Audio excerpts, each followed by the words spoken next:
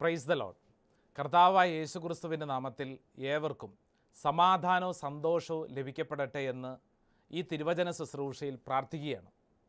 ലൂക്കാ സുവിശേഷം 8-ാം അധ്യായം 48-ാം തിരുവചനത്തിൽ ഈശോ ഒരു സ്ത്രീയോട് പറഞ്ഞു, മകളെ, നിൻ്റെ വിശ്വാസം നിന്നെ രക്ഷിച്ചിരിക്കുന്നു, നീ സമാധാനത്തിൽ പോവുക. എന്നെ കേൾക്കുന്ന പ്രിയപ്പെട്ടവരെ, ഈശോ നിന്നോടും എന്നോടും ഈ തിരുവചന മണിക്കൂറിൽ പറഞ്ഞ് പഠിപ്പിക്കുന്നത് ഇതാണ്: സമാധാനത്തിലായിരിക്കുക. നിൻ്റെ വിശ്വാസത്തിൽ നിനക്ക് നന്മയുണ്ട്, അനുഗ്രഹമുണ്ട്. നമുക്കിങ്ങനെ പ്രാർത്ഥിക്കാം. സമാധാനമായ ദൈവമേ, ഞങ്ങളുടെ അനുദിന ജീവിതത്തിൽ നിന്നിൽ ആശ്രയിച്ച് ജീവിക്കാനുള്ള ശക്തിയും ബലവും നൽകണമേ. അന്ധകാരത്തിൻ്റെ പ്രവൃത്തികളെ പരിത്യജിച്ച് പ്രകാശത്തിൽ ജീവിക്കാനുള്ള ബലം നൽകണമേ.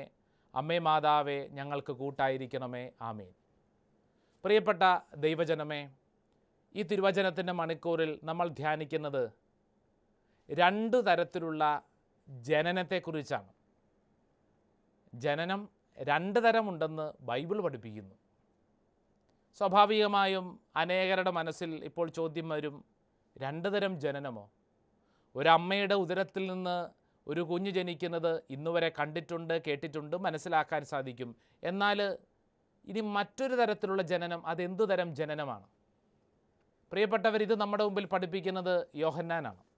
യോഹന്നാൻ്റെ സുവിശേഷം 3-ാം അധ്യായം 6-ാം തിരുവചനം പറയുന്നു, മാംസത്തിൽ നിന്ന് ജനിക്കുന്നത് മാംസമാണ്, ആത്മാവിൽ നിന്ന് ജനിക്കുന്നത് ആത്മാവും. അപ്പോൾ 2 തരം ജനനം വളരെ വ്യക്തം. ഒന്ന് മാംസത്തിൽ നിന്ന് ജനിക്കുന്നത്, മറ്റൊന്ന് ആത്മാവിൽ നിന്ന് ജനിക്കുന്നത്. ഈ മാംസത്തിൽ നിന്ന് ജനിക്കുന്നു എന്ന് ഞാൻ പറഞ്ഞല്ലോ. അതെന്താ അർത്ഥമാക്കുന്നത്? ഒരമ്മയുടെ ഉദരത്തിൽ നിന്ന് ജനിക്കുന്ന ആ മാംസത്തിൻ്റെ ഒരു പ്രക്രിയ. പ്രിയപ്പെട്ടവരെ, പലപ്പോഴും പല ജന്മങ്ങളെയും കുറിച്ച് ഇങ്ങനെ കേട്ടിട്ടുണ്ട്. പ്രതീക്ഷിക്കപ്പെടാതെ വന്ന ഒരു അതിഥി, നനച്ചിരിക്കാതെ ആഗ്രഹിക്കാതെ വന്ന ഒരു വ്യക്തി, ഒരു കുഞ്ഞിൻ്റെ ജനനം അബദ്ധമാണെന്നും അപകടകരമാണെന്നും കരുതുന്ന അവസ്ഥ, ഇങ്ങനെ തുടങ്ങി മാംസത്തിൽ നിന്നും ജനിച്ച അവസ്ഥകളെ പലപ്പോഴും ഇങ്ങനെ കുറ്റപ്പെടുത്തുന്നത് ഞാൻ കേട്ടിട്ടുണ്ട്. ഞാൻ മാത്രമല്ല, എന്നെ കേൾക്കുന്ന പ്രിയപ്പെട്ടവരെ, ഈ വിഷയം നന്നായിട്ട് പഠിക്കണം.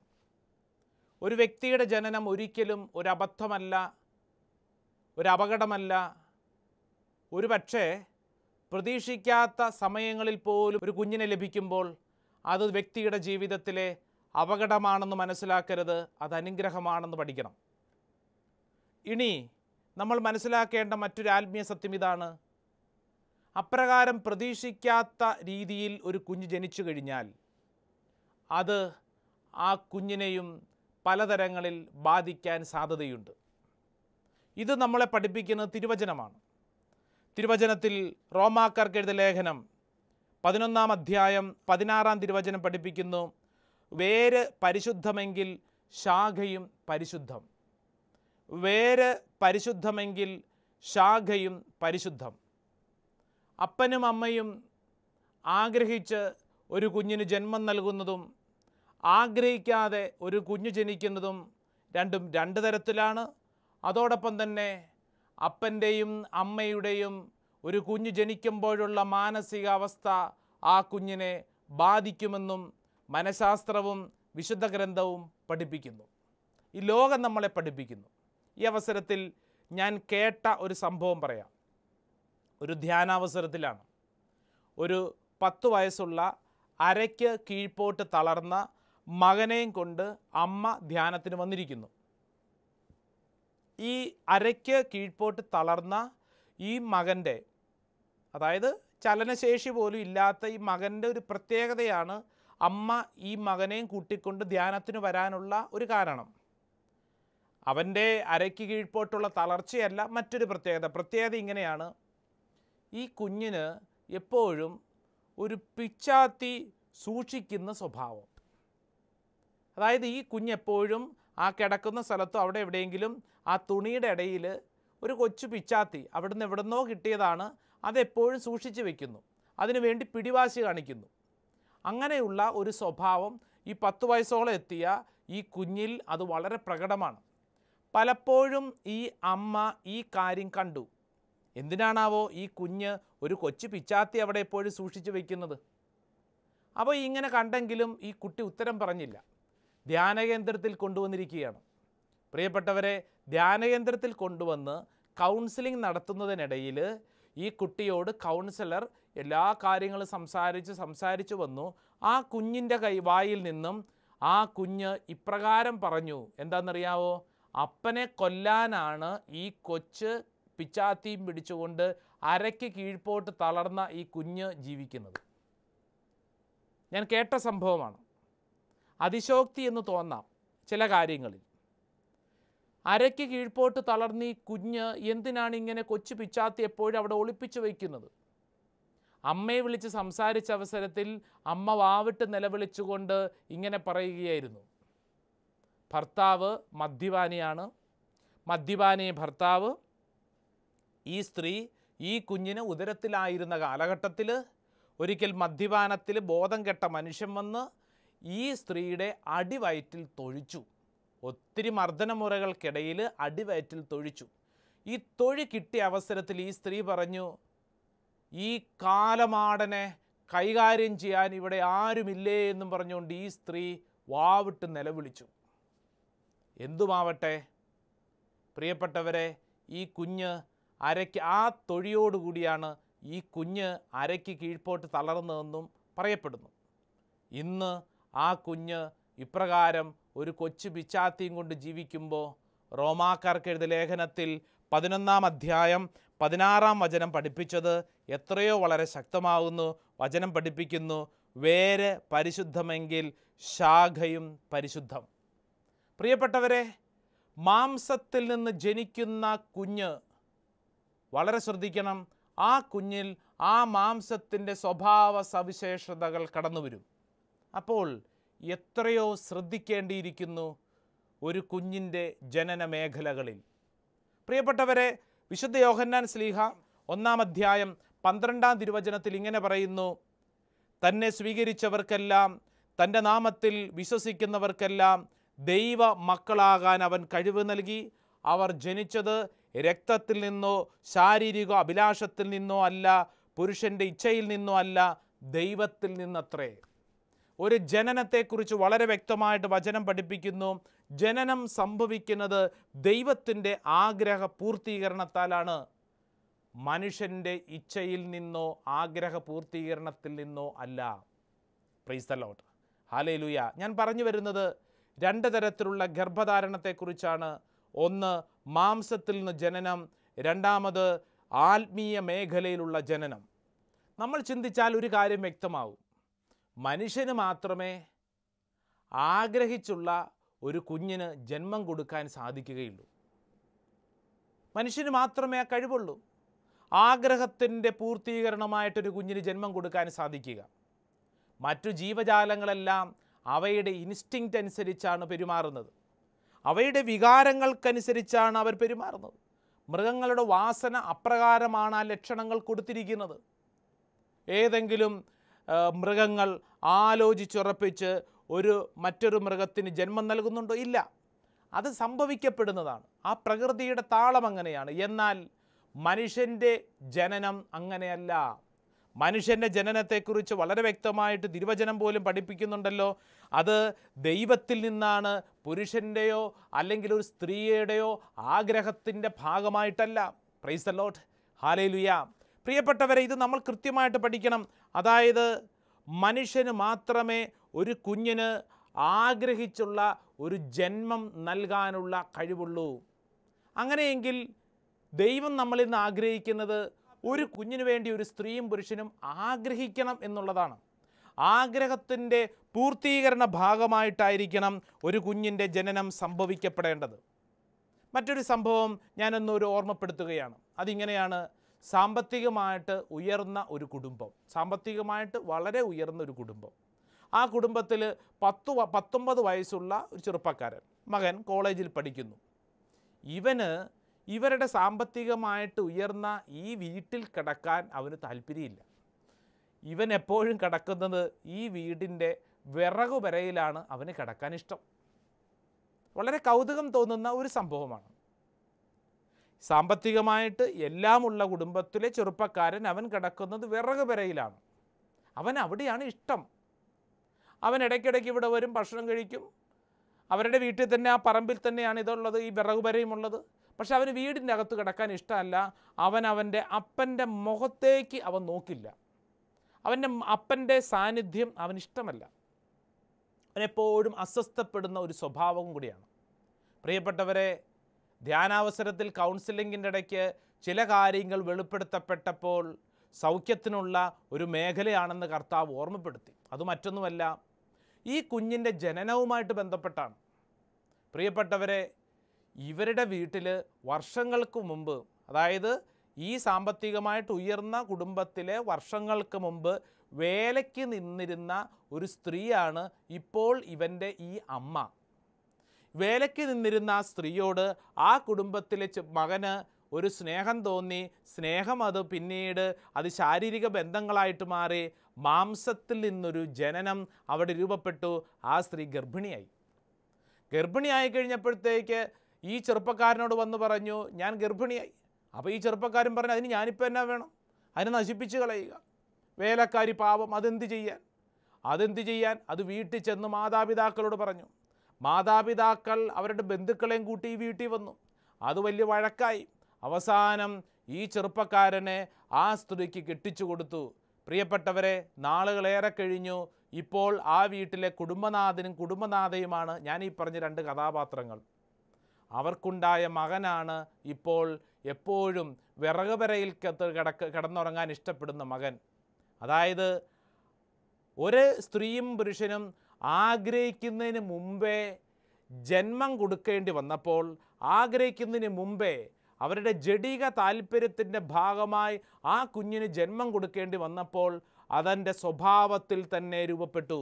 ഇന്ന് അവൻ്റെ അപ്പൻ്റെ സാമീപ്യം ഇഷ്ടമല്ലെങ്കിൽ, അപ്പൻ്റെ മുഖത്ത് നോക്കുന്നില്ലെങ്കിൽ, വർഷങ്ങൾക്ക് മുമ്പ് എപ്പോഴോ ആ കുഞ്ഞിൻ്റെ ഉള്ളിലേക്ക് കടന്നു വന്ന കുറേയധികം വിപരീത ചിന്തകൾ അമ്മയുടെ ഉദരത്തിൽ രൂപം കൊണ്ട നാളിൽ ആ അപ്പം പറഞ്ഞ നശിപ്പിച്ച് കളഞ്ഞേക്ക്, ഇതിനെ വേണ്ട. പ്രിയപ്പെട്ടവരെ, നീണ്ട നാളുകൾക്ക് ശേഷം ഇന്നിവന് 19 വയസ്സായി. ഇന്നിവന് അപ്പൻ്റെ മുഖത്തേക്ക് നോക്കാൻ പോലും താല്പര്യമില്ല. അപ്പനെന്ന് പറഞ്ഞു കഴിഞ്ഞാൽ ഇവൻ അരിശവും ദേഷ്യവുമാണ്. ഇങ്ങനെയുള്ള ചില സംഭവങ്ങൾ നമ്മുടെ മുമ്പിൽ ഓർമ്മപ്പെടുത്തുമ്പോൾ ഒരു കുഞ്ഞ് ജനിക്കേണ്ടത് എങ്ങനെയാണെന്ന് വിശുദ്ധ ഗ്രന്ഥം നമ്മളോട് പറയുന്നു. മാംസത്തിൻ്റെ ആഗ്രഹത്തിൽ നിന്നായിരിക്കരുത്.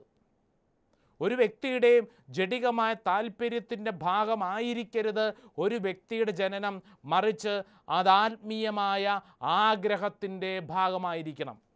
അങ്ങനെ ജനിക്കുമ്പോഴാണ് ആ ജനനത്തിന് ഒരു വിശുദ്ധി നിറഞ്ഞു നിൽക്കുന്നതുണ്ടെന്ന് തിരുവചനം നമ്മുടെ മുമ്പിൽ പഠിപ്പിക്കുകയാണ്. Praise the Lord, hallelujah. മറ്റൊരു സംഭവം ഇങ്ങനെ കേട്ടതോർക്കുന്നു. പ്രിയപ്പെട്ടവരെ, ഒരു മകള്, ഈ വീട്ടിലുള്ള പെൺകുട്ടിക്ക് അമ്മയോട് ഭയങ്കര അരിശം. 7-8 വയസ്സേ ഉള്ളൂ. ഈ അമ്മയോടുള്ള അരിശം മുഴുവൻ കാണിക്കുന്നത് എങ്ങനെയെന്നറിയോ? പ്രകടമായ തരത്തിൽ കാണിക്കത്തില്ല, ശ്രദ്ധിക്കാത്ത തരത്തിലാണ് എപ്പോഴും കാണിക്കുന്നത്. ഒന്നില്ലെങ്കിൽ അമ്മ ഭക്ഷണം കഴിക്കാനിരിക്കുമ്പോൾ അതിനു മുമ്പായിട്ട് അമ്മയുടെ ചോറും പാത്രത്തിൽ കുറച്ച് മണൽത്തരികളിടുക, അമ്മയെ ശല്യപ്പെടുത്തുക, അമ്മയുടെ ചെരുപ്പിൻ്റെ വള്ളിയൊക്കെ എപ്പോഴും കത്തി കൊണ്ടുവന്ന് അത് മുറിച്ച് കളയുക. ഇങ്ങനെ തുടങ്ങി ചില പ്രവണതകൾ. അമ്മ പിന്നീട് നിരീക്ഷിച്ചപ്പോഴാണ് മനസ്സിലായത്, ഇങ്ങനെയുള്ള ഈ ശല്യപ്പെടുത്തുന്ന പ്രവൃത്തികളെല്ലാം തന്നെ ചെയ്യുന്നത് സ്വന്തം മകളാണ്. പ്രിയപ്പെട്ടവരെ, തമ്പുരാൻ്റെ മുമ്പിലിരുന്ന് ധ്യാനിച്ചപ്പോൾ കർത്താവ് വെളിപ്പെടുത്തി കൊടുത്തു. ഈ കുഞ്ഞ് ഉണ്ടായ അനുഭവത്തെ കൃത്യമായിട്ട് ബോധ്യപ്പെടുത്തി കൊടുത്തു. ആഗ്രഹത്തിൽ നിന്നുണ്ടായതല്ല. വിവാഹത്തിൻ്റെ ആദ്യ നാളുകളിൽ ഒരു കുഞ്ഞു വേണ്ട, 3 വർഷങ്ങൾക്ക് ശേഷം കുട്ടി മതി എന്ന് പ്രഖ്യാപിച്ചിരിക്കുമ്പോഴാണ് പ്രതീക്ഷിക്കാത്ത അതിഥി പോലെ, ഒരപകടം പോലെ, ഒരബദ്ധം പോലെ ഈ കുഞ്ഞ് ജനിച്ചത്. പ്രിയപ്പെട്ടവരെ, അന്ന് ഈ അമ്മ ഈ കുട്ടിയെ വെറുത്തതാണ്. ഇന്നോ കുട്ടിയെ അമ്മ വെറുക്കാൻ തുടങ്ങി. പ്രിയപ്പെട്ടവരെ, കുട്ടിക്കിന്ന് അമ്മയോട് താല്പര്യം കുറഞ്ഞു. കുട്ടിക്കിന്ന് അമ്മയോട് അരിശമുണ്ട്. അതിങ്ങനെ ചെറിയ കാര്യങ്ങളിൽ എപ്പോഴും പ്രകടമാവുന്നു. ഞാൻ പറഞ്ഞു വരുന്നത്, മാംസത്തിൽ നിന്ന് ജനിക്കുന്ന ഓരോ ജനനത്തിലും അപ്രകാരമുള്ള ചില വിപരീത സ്വഭാവങ്ങൾ കാണിച്ചു തുടങ്ങും എന്നുള്ളൊരു മേഖലയെക്കുറിച്ചാണ്. ഒരു കുഞ്ഞ് ജനിക്കേണ്ടത് ആത്മീയ മേഖലയിലായിരിക്കണമെന്ന് തിരുവചനം നമ്മുടെ മുമ്പിൽ ഓർമ്മപ്പെടുത്തുന്നുണ്ട്. പ്രിയപ്പെട്ടവരെ, ഗർഭകാലങ്ങളിൽ ഒരമ്മ അനുഭവിക്കുന്ന സുഖമാവട്ടെ ദുഃഖമാവട്ടെ അത് കുഞ്ഞിലോട്ട് കടന്നു വരികയും ആ കുഞ്ഞിനെ അത് സ്വാധീനിക്കുകയും ചെയ്യും. സുഖമാണെങ്കിൽ സുഖകരമായ അനുഭവങ്ങൾ കുഞ്ഞിലുണ്ടാവും, ദുഃഖമാണെങ്കിൽ ദുഃഖകരമായ അനുഭവങ്ങൾ ആ കുഞ്ഞിലുണ്ടാവും. ഈ വിഷയം അല്പം കൂടെ വ്യക്തമാക്കുന്നതിനായി ഞങ്ങളുടെ സഭയിലെ തന്നെ ഞങ്ങളുടെ പ്രിയപ്പെട്ട ഒരു ജ്യേഷ്ഠ സഹോദരനായ ഒരു വൈദികൻ്റെ ജീവിതത്തിൽ നടന്ന ഒരു സംഭവം ഞാൻ കേട്ടിട്ടുണ്ട്. അതിങ്ങനെയാണ്. ഞങ്ങളുടെ സഭയിലെ തന്നെ വലിയൊരു ശുശ്രൂഷയാണ് പോപ്പുലർ മിഷൻ ധ്യാനം. ഇടവകളിൽ ധ്യാനിപ്പിക്കാൻ പോകുന്ന ഇടവകളിൽ ഒരാഴ്ചയോളം നിലനിൽക്കുന്ന ധ്യാന ശുശ്രൂഷ രീതി. പ്രിയപ്പെട്ടവരെ, മലബാർ ഒരു പ്രദേശത്ത് ഈ അച്ഛനും സംഘവും ധ്യാനിപ്പിക്കാൻ വേണ്ടി ചെന്നു. ഞായറാഴ്ച ആദ്യത്തെ ദിവസം വൈകുന്നേരം അത് ഇടവക ദേവാലയത്തിൽ ഒരുമിച്ചാണ് ശുശ്രൂഷ. തിങ്കളാഴ്ച മുതൽ ഇടവകയെ 3ആയിട്ട് തരംതിരിച്ച് പല മേഖലകളിലാണ് ആ ശുശ്രൂഷ നടക്കുന്നത്. അപ്രകാരം ആ ഞായറാഴ്ച വൈകുന്നേരം രാത്രിയിൽ ശുശ്രൂഷയെല്ലാം കഴിഞ്ഞിട്ട് പല ദേശത്തേക്ക് ഇടവകയുടെ പല ഭാഗങ്ങളിലേക്ക് അച്ഛന്മാരെയും കൂട്ടിക്കൊണ്ട് ആളുകൾ പോയി. അങ്ങനെ ഞാൻ ഈ പറഞ്ഞ അച്ഛനെയും കൂട്ടിക്കൊണ്ട് ആ പള്ളിയിലെ ട്രസ്റ്റിയാണ്, ഇടവകയിലെ ട്രസ്റ്റിയാണ് ഈ അച്ഛനെയും കൂട്ടിക്കൊണ്ട് അവരുടെ പ്രദേശത്തേക്ക് പോവുക. അങ്ങനെ അച്ഛനെയും കൂട്ടിക്കൊണ്ട് അച്ഛൻ വലിയ പെട്ടിയൊക്കെ എടുത്ത് ചുമന്ന് നോക്കുന്നു. ഇവരെങ്ങനെ നടന്നു പോകുന്നു. അവരങ്ങനെ ചെന്ന് അവരൊരു ആളൊഴിഞ്ഞ ഒരു വീട്ടിലോട്ടാണ് ചെന്നത്. ആളൊഴിഞ്ഞ വീട്. അപ്പോൾ അച്ഛൻ ചോദിച്ചു, ഇവിടെയെങ്ങും ആരും ഇല്ലേ? അച്ഛൻ അപ്പോൾ ഈ നമ്മുടെ ട്രസ്റ്റ് പറഞ്ഞു, അച്ഛാ ഇവിടെയാണ് ഏറ്റവും നന്നായിട്ട് നമ്മൾ കാര്യങ്ങളൊക്കെ ക്രമീകരിച്ചിരിക്കുന്നത്. അച്ഛന് ഉറങ്ങാനുള്ള നല്ല സ്ഥലം ഈ ആളൊഴിഞ്ഞ വീടാണ്. അപ്പോൾ അച്ഛന് പ്രാർത്ഥിക്കുകയൊക്കെ ചെയ്യാമല്ലോ. ഇവിടെ ആകുമ്പോഴത്തേക്ക് സ്വസ്ഥതയുണ്ടല്ലോ. മറ്റു വീടുകളിലൊക്കെ കുട്ടികളുണ്ട്, കരച്ചിലുണ്ട്, ബഹളമുണ്ട്. അപ്പോൾ അച്ഛന് അതൊന്നും ഉണ്ടാവാതിരിക്കാൻ വേണ്ടി ഞങ്ങൾ വളരെ കരുതലോടുകൂടിയാണ് ഈ വീട് തിരഞ്ഞെടുത്തിരിക്കുന്നത്. അച്ഛൻ ഈ വീട്ടിൽ താമസിക്കണം, അത് ഞങ്ങളുടെ വലിയൊരു ആഗ്രഹം കൂടെയാണ്. അങ്ങനെ അച്ഛൻ പറഞ്ഞു, അത് കുഴപ്പമില്ല, നല്ല കാര്യമെന്നൊക്കെ പറഞ്ഞു. പക്ഷേ എങ്കിലും അച്ഛനൊരു പന്തികടക്ക തോന്നി ആ വീട്ടിൽ. അച്ഛൻ അധികം ഒന്നും ചോദിച്ചില്ല. എങ്കിലും അച്ഛൻ അവസാനം അവർ പിരിയാൻ നേരത്ത് രാത്രി ഏറെയായി അച്ഛനോട് അവർ പറഞ്ഞു, അച്ഛാ നന്നായിട്ട് കിടന്നുറങ്ങിക്കും, നാളെ രാവിലെ ശുശ്രൂഷകൾ ആരംഭിക്കും, അപ്പോൾ അച്ഛൻ നന്നായിട്ട് കിടന്നുറങ്ങണം. അപ്പോൾ ഉടനെ തന്നെ അച്ഛൻ ചോദിച്ചു, എന്തുകൊണ്ടാണ് ഈ വീട്ടിൽ ആളുകളില്ലാത്തത്? അപ്പോൾ അവർ പറഞ്ഞു, ട്രസ്റ്റ് പറഞ്ഞു, അച്ഛാ അത് അച്ഛനൊന്നും വിചാരിക്കരുത്, കുറേ നാളുകൾക്ക് മുമ്പ് ഈ വീട്ടിൽ ഒരു കൊലപാതകം നടന്നു. ആ കൊലപാതകം നടന്നതോടുകൂടി ഈ കുടുംബത്തിലുള്ള എല്ലാവരും ഛിന്ന ഭിന്നമായിപ്പോയി. ഈ വീട്ടിൽ വരാൻ എല്ലാവർക്കും ഭയമാണ്. നാട്ടുകാർ പോലും ഈ വീട്ടിലോട്ട് വരാറില്ല. അപ്പം ഞങ്ങൾ പ്രാർത്ഥിച്ചപ്പോൾ ഞങ്ങൾക്ക് തോന്നി, ഒരച്ഛൻ തന്നെ ഈ വീട്ടിൽ കിടന്നു കഴിഞ്ഞാൽ അത് എത്രയോ നല്ലതാണ് എന്ന് ഞങ്ങൾക്ക് തോന്നി. ഈ പേടിയൊക്കെ മാറാനുള്ള ഒരു വഴിയായിട്ട് മാറും. അങ്ങനെയാണ് അച്ഛനെ ഞങ്ങൾ ഈ വീട്ടിലോട്ട് എത്തിച്ചത്. അച്ഛാ എന്തെങ്കിലും ആവശ്യങ്ങളുണ്ടെങ്കിൽ കുറേ ദൂരെ മാറി ഒരു വീടുണ്ട്, ആ വീട്ടുകാരെ വിളിച്ചാൽ മതി എന്നൊക്കെ പറഞ്ഞിട്ട് ഈ അച്ഛനെ അവരവിടെ കിടത്തി ഉറക്കാൻ വിട്ടു. പ്രിയപ്പെട്ടവരെ, ഒരു തീപ്പെട്ടിയും ഒരു മെഴുകുതിരിയുമുണ്ട്. അവിടെ കറണ്ടും ഇല്ല, വെട്ടവും ഇല്ല, വെളിച്ചവും ഇല്ല. എന്തു ചെയ്യും? രാത്രിയായി അച്ഛന് ഉറങ്ങണമെന്നുണ്ട്. പക്ഷേ കട്ടിലേ ഇരുന്നു കൊണ്ട് അച്ഛൻ്റെ ഉള്ളിൽ സങ്കടം വരാൻ തുടങ്ങി. ദൈവമേ, ഈ വീട്ടിൽ ഇതെങ്ങനെ കിടക്കും? എങ്കിലും ആകപ്പാടെ ഒരു മെഴുകുതിരിയുണ്ട്, ഒരു തീപ്പെട്ടിയുണ്ട്. ഇത് തീർന്നു കഴിഞ്ഞ് എന്തു ചെയ്യും? കുറേ നേരം കത്തിച്ച് വെച്ചിട്ട് അത് കെടുത്തിയിട്ട് അച്ഛൻ കിടന്നെങ്കിലും രാത്രിയിൽ പല ശബ്ദങ്ങൾ കേട്ട് പലതവണ അച്ഛൻ ഞെട്ടി എഴുന്നേറ്റു. ആ ഉറക്കം ശരിയായില്ല. നേരം വെളുത്ത് എഴുന്നേറ്റ് കഴിഞ്ഞപ്പോൾ അച്ഛൻ്റെ കാര്യം മനസ്സിലായി. ഈ കൊലപാതകം നടന്ന വീട്ടിൽ ഒരു രാത്രി പോലും എനിക്ക് മര്യാദയ്ക്ക് കിടന്നുറങ്ങാൻ പറ്റിയില്ല.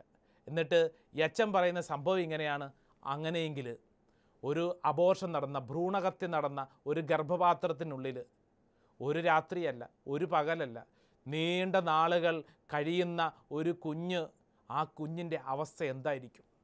ആ കുഞ്ഞിൻ്റെ ജീവിതത്തിൽ എത്രയോ വലിയ ഭയപ്പാടുകൾ കടന്നു വരും.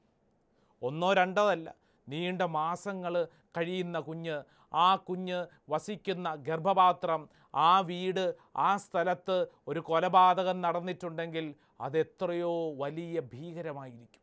പ്രിയപ്പെട്ടവരെ, അബോർഷനൊക്കെ നടത്തപ്പെടുന്ന ഗർഭപാത്രങ്ങളോടാണ് ഈ തിരുവചനം നമ്മളോട് ചോദിപ്പിക്കുന്ന ഒരു ചോദ്യം. നിൻ്റെ ജീവിതത്തിൽ നിനക്കൊരു കുഞ്ഞിന് ജന്മം നൽകുമ്പോൾ അത് മാംസത്തിൽ നിന്നുള്ളതാണോ, അത് ആത്മീയമാണോ? കുഞ്ഞുങ്ങൾക്ക് ജന്മം നൽകുമ്പോൾ തിരുവചനം പഠിപ്പിക്കുന്നത് അത് ആത്മീയമായിരിക്കണം. പ്രിയപ്പെട്ടവരെ, ജെറമ്യാ പ്രവചനം 1-ാം അധ്യായം 5-ാം തിരുവചനം പഠിപ്പിക്കുന്നു, മാതാവിൻ്റെ ഉദരത്തിൽ നിനക്ക് രൂപം നൽകുന്നതിന് മുമ്പേ ഞാൻ നിന്നെ അറിഞ്ഞു, ജനിക്കുന്നതിന് മുമ്പേ ഞാൻ നിന്നെ വിശുദ്ധീകരിച്ചു. പ്രിയപ്പെട്ടവരെ, ഇത് വലിയൊരു ആശ്വാസത്തിൻ്റെ കൃപയാണ്. അതിൻ്റെ അർത്ഥം ഒരു കുഞ്ഞ് ജന്മമെടുക്കുന്നത് ഒരപ്പനും അമ്മയും ആഗ്രഹിക്കുന്നതിന് എത്രയോ മുമ്പ് യെരമ്യാ പ്രവാചകനെ മാറ്റി നിർത്തിക്കൊണ്ട് ദൈവം പറയുകയാണ്, നീ നിൻ്റെ അമ്മയുടെ ഉദരത്തിൽ രൂപം കൊള്ളുന്നതിന് എത്രയോ നാളുകൾക്ക് മുമ്പ് ഞാൻ നിന്നെ തിരഞ്ഞെടുത്ത് വിശുദ്ധീകരിച്ചു എന്നാണ് തിരുവചനം നമ്മുടെ മുമ്പിൽ പഠിപ്പിക്കുന്നത്.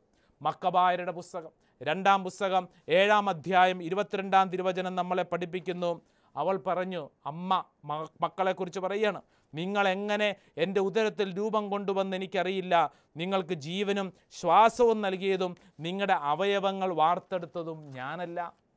പ്രിയപ്പെട്ടവരെ, ഒരമ്മ പറയുക, ഞാനല്ല മക്കളെ നിങ്ങളുടെ ജീവൻ, നിങ്ങളുടെ ഈ ജീവിത അവസ്ഥ രൂപപ്പെടുത്തിയെടുത്തത് ഞാനല്ല, മറിച്ചത് തമ്പുരാൻ കർത്താവാണ്.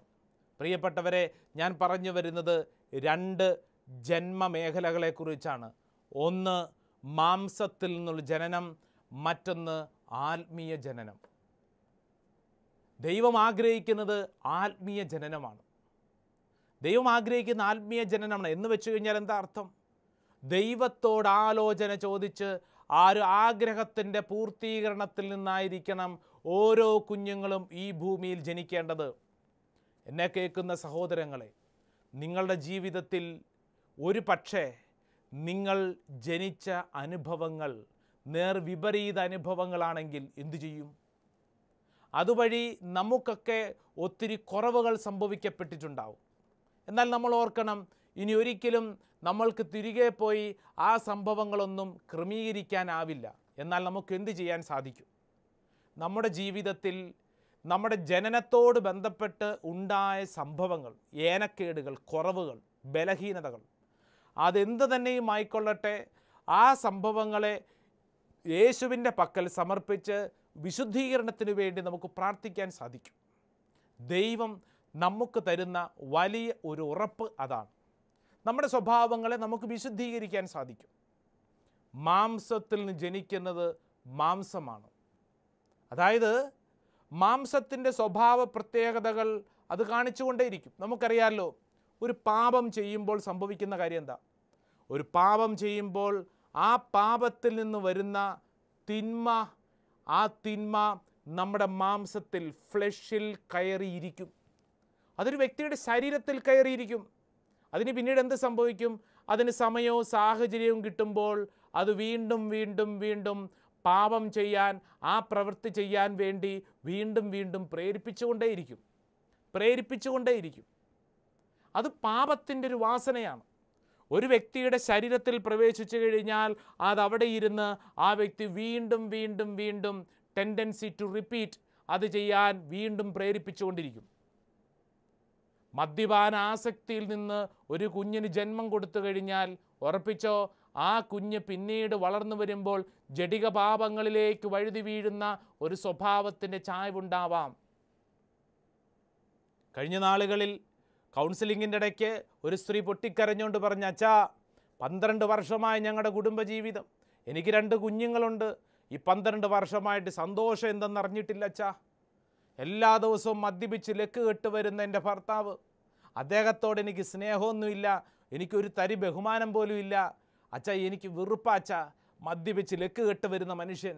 അപ്പം ഞാൻ ഒരു കൗതുകത്തിന് വേണ്ടി ചോദിച്ചു, സഹോദരി 12 വർഷമായല്ലോ, 2 മക്കളുണ്ടല്ലോ, അപ്പോൾ ഈ മക്കളൊക്കെ സ്നേഹത്തിൽ നിന്നല്ലേ ഉണ്ടായത്? ആ സ്ത്രീ പൊട്ടിക്കരഞ്ഞുകൊണ്ട് പറഞ്ഞു, അച്ഛാ അത് 2 സ്നേഹത്തിൽ നിന്നല്ല, മറിച്ച് അച്ഛാ ബലാത്കാരമായിട്ട് എന്നിൽ നിന്ന് സൃഷ്ടിച്ചതാണ്. ബലാത്സംഗത്തിലൂടെയാണ് അച്ഛാ. സ്വന്തം ഭാര്യ കരഞ്ഞുകൊണ്ട് ഭർത്താവിനെക്കുറിച്ച് പറയുക. പ്രിയപ്പെട്ടവരെ, ഇഷ്ടമില്ലാത്ത ഒരു പ്രവൃത്തി ചെയ്യേണ്ടി വന്നതിൻ്റെ ജാള്യതയും നാണവും സങ്കടവും ഒക്കെ പേറിക്കൊണ്ട് ആ സ്ത്രീ പറയുക, അച്ഛാ അങ്ങനെ ഉണ്ടായതാണ് 2 കുഞ്ഞുങ്ങൾ, അല്ലാതെ സ്നേഹത്തിൽ നിന്നുണ്ടായതല്ല. പ്രിയപ്പെട്ടവരെ, ഇത് പറയുമ്പോൾ നമ്മൾ ഓർക്കേണ്ട ഒരു കാര്യമുണ്ട്. ഇങ്ങനെ ജനിക്കുന്ന കുഞ്ഞുങ്ങൾ നാളുകളിൽ എന്തായി മാറും? ഈ ലോകത്തിൻ്റെ മുറിവുകളേൽപ്പിക്കുന്ന വലിയ കിരാതന്മാരായിട്ട് ആ കുഞ്ഞുങ്ങൾ മാറുമോ? നമ്മൾ പ്രാർത്ഥന ആവശ്യമുള്ള എന്തെന്നറിയാവോ? ദൈവമേ, സൗഖ്യത്തിൻ്റെ ശക്തി ഈ കാലഘട്ടത്തിൽ അതിശക്തമായിട്ട് വീശണമേ എന്നുള്ളതാണ്. ഒരു കുടുംബത്തിൽ നിന്ന് ഒരു വിശുദ്ധനെയും ഒരു ഗുണ്ടയെയും സൃഷ്ടിക്കാമെന്നല്ലേ നമ്മൾ പഠിപ്പിക്കുന്നത്? ഒരു കുടുംബമാണ് തീരുമാനിക്കുന്നത് ആ കുടുംബത്തിൽ ആ വളരുന്ന കുഞ്ഞിനെ എങ്ങനെയുള്ളതാക്കാം. ആ കുഞ്ഞിനെ ഒരു ഗുണ്ട വേണമെങ്കിലാക്കാം, ആ കുഞ്ഞിനെ ഒരു വിശുദ്ധനും വിശുദ്ധയുമാക്കി മാറ്റാൻ സാധിക്കും. കുടുംബത്തിലാണ് നന്മ വിളങ്ങേണ്ടത്. കുടുംബത്തിൻ്റെ മേഖലകളിൽ ഈ നന്മ വളരുമ്പോൾ എന്ത് സംഭവിക്കും? അത് തലമുറകളായിട്ട് വർദ്ധിച്ചുകൊണ്ടേയിരിക്കും. പ്രിയപ്പെട്ടവരെ, റോമാക്കാർക്ക് എഴുതിയ ലേഖനത്തിൽ നമ്മൾ വായിച്ചതുപോലെ, പ്രിയപ്പെട്ടവരെ, ജീവിതത്തിൽ എന്നും ഓർക്കേണ്ട കാര്യമാണ്, വേര് പരിശുദ്ധമെങ്കിൽ ശാഖകളും പരിശുദ്ധം. നേരെ തിരിച്ച്, വേരിൻ്റെ വിശുദ്ധി നഷ്ടപ്പെട്ടിട്ടുണ്ടെങ്കിൽ അത് വളർന്നു വരുന്ന ശാഖകളും എടുത്ത് പരിശോധിച്ചോ, അതിൻ്റെയും വിശുദ്ധി നഷ്ടപ്പെട്ട് അശുദ്ധിയിലായിരിക്കും. നമ്മളൊക്കെ ഇന്ന് ഏതെങ്കിലും ഒരു വ്യക്തിയെ, പ്രത്യേകിച്ച് ഒരു കുട്ടിയുടെ, അല്ലെങ്കിൽ ഒരു കോളേജിൽ പഠിക്കുന്നൊരു കുട്ടിയുടെ ജീവിതത്തിൻ്റെ തകർച്ചകളെക്കുറിച്ച് ചിന്തിക്കുമ്പോൾ നമ്മൾ കൃത്യമായിട്ട് എടുത്ത് പരിശോധിച്ചോ, അതെവിടുന്നാണ് വന്നിരിക്കുന്നത്? മിക്കവാറും ആ വ്യക്തിയുടെ മാതാപിതാക്കളോട് ബന്ധപ്പെട്ടായിരിക്കും. അധിക നാളായിട്ടില്ല, ഞങ്ങളുടെ ധ്യാന കേന്ദ്രത്തിൽ ധ്യാനത്തിന് വന്ന ഒരു കുടുംബം, പ്രിയപ്പെട്ടവരെ, ധ്യാനത്തിന് വന്ന കുടുംബം, അമ്മയും മകളും അപ്പനും മകനും, അപ്പോൾ ആ ഭാര്യ ഭർത്താവ് 2 മക്കൾ, ഒരാണും ഒരു പെണ്ണും. പ്രിയപ്പെട്ടവരെ, പെണ്ണുങ്ങളുടെ സൈഡിലാണ് അമ്മയും മകളും ഇരിക്കുന്നത്. അവർ നല്ല പ്രാർത്ഥന, നല്ല ശുശ്രൂഷ നടക്കുവാണ്. ഡെലിവറൻസ് ശുശ്രൂഷ നടന്നുകൊണ്ടിരിക്കുമ്പോൾ ഞാൻ കണ്ട കാര്യം എന്തെന്നറിയോ? അപ്പനും മകനും കൂടെ പുറകിൽ മാറിയിരിക്കുന്നു. ഞാൻ ഈ ശുശ്രൂഷ കഴിഞ്ഞപ്പോഴത്തേക്ക് അപ്പനോട് പറഞ്ഞു, എൻ്റെ അപ്പ ഒരു കാര്യം ഓർക്കണം, സ്വന്തം മകൻ്റെ അടുക്കൽ ഇതുപോലെ ശുശ്രൂഷ സമയത്ത് അലസമായിട്ട് മടി പിടിച്ച് ഉണർവില്ലാതെ ഒന്നിനോടും താല്പര്യമില്ലാതെ ഇരുന്ന് കഴിഞ്ഞാൽ ഈ മകൻ നന്നാവൂ. പ്രിയപ്പെട്ടവരെ, കാണിച്ചു കൊടുക്കുന്ന മാതൃക വളരെ പ്രധാനപ്പെട്ടതാണ്. അപ്പൻ്റെ സ്വഭാവ പ്രത്യേകതകൾ മക്കളിലേക്ക് കടന്നു വരും. അപ്പൻ മുട്ടുകുത്തി കൈകൂപ്പി പ്രാർത്ഥിച്ചാൽ മക്കൾ അപ്പൻ്റെ മുഖം കണ്ട് കൈകൂപ്പി പ്രാർത്ഥിക്കാൻ തുടങ്ങും. അപ്പൻ രാവിലെ മകനെയോ മകളെ വിളിച്ച് വാടാ നമുക്ക് പള്ളിയിൽ പോകാമെന്ന് പറഞ്ഞാൽ മക്കൾ കൂടെ വരും. അതല്ലാതെ എടാ പള്ളിയിൽ പോ എന്ന് പറഞ്ഞു കഴിഞ്ഞാൽ കാലം മാറി ആ മക്കൾ എഴുന്നേറ്റ് അപ്പനോട് പറയും, അപ്പൻ പള്ളിയിൽ പോകാൻ പറയും, താൻ പോടോ എന്ന് പറയും. കാലം മാറിക്കൊണ്ടിരിക്കുന്നു, കലികാലമാണ് നമ്മുടെ ചുറ്റും. അതുകൊണ്ട് പ്രിയപ്പെട്ട സഹോദരങ്ങളെ, നിങ്ങളൊരു കുഞ്ഞിന് ജന്മം കൊടുക്കുമ്പോൾ അത് മാംസത്തിൽ നിന്നായിരിക്കരുത്, മറിച്ച് അത് ദൈവത്തിൻ്റെ ആത്മീയ മേഖലയുടെ ആഗ്രഹത്തിൻ്റെ പൂർത്തീകരണമായിട്ടായിരിക്കണം. മാംസത്തിൽ നിന്നാണെങ്കിൽ ആ മാംസത്തിൻ്റെ സ്വഭാവങ്ങൾ കാണിച്ചു തുടങ്ങും. അതുകൊണ്ട് ഈ ധ്യാനത്തിൻ്റെ അവസരത്തിൽ, ഈ ശുശ്രൂഷ കേട്ടുകൊണ്ടിരിക്കുന്ന അവസരത്തിൽ നമുക്കൊരു തീരുമാനമെടുക്കാം. എന്താ തീരുമാനം? നമ്മുടെ ജീവിതത്തിൽ ഏതെങ്കിലും തരത്തിലുള്ള തെറ്റുകുറ്റങ്ങൾ സംഭവിച്ചിട്ടുണ്ടെങ്കിൽ മാപ്പ് ചോദിച്ചു പ്രാർത്ഥിക്കാൻ. എൻ്റെ പ്രിയപ്പെട്ട മാതാപിതാക്കളെ, നിങ്ങളുടെ മാംസത്തിൻ്റെ ആഗ്രഹത്തിൻ്റെ ഭാഗമായിട്ട് നിങ്ങൾ ഏതെങ്കിലും കുഞ്ഞിന് ജന്മം കൊടുത്തിട്ടുണ്ടെങ്കിൽ ഈ ദിവസങ്ങളിൽ തമ്പുരാൻ്റെ മുമ്പിൽ മാപ്പ് ചോദിച്ചു പ്രാർത്ഥിക്കുക. ഞങ്ങൾക്ക് ആത്മീയമായിട്ട് മക്കളെ വളർത്താനുള്ള കൃപ നൽകണമെന്ന് പ്രാർത്ഥിക്കുക.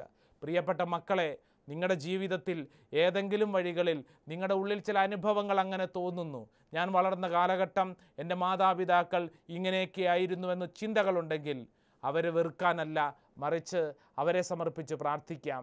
ദൈവമേ, നീ തന്ന എൻ്റെ മാതാപിതാക്കളെ സമർപ്പിച്ച് പ്രാർത്ഥിക്കുന്നു, അവരെ അനുഗ്രഹിക്കണമേ, അവരെ വെറുക്കരുത്. ദൈവം തന്ന മാതാപിതാക്കളല്ലേ, അവരെ സ്നേഹിക്കുക, അംഗീകരിക്കുക. അപ്രകാരം നമ്മുടെ മുറിവുകളെ തിരുമുറിവുകളാക്കി മാറ്റാം. ദൈവസമർത്ഥമായിട്ട് നമ്മളെല്ലാവരെയും അനുഗ്രഹിക്കട്ടെ. Price the Lord.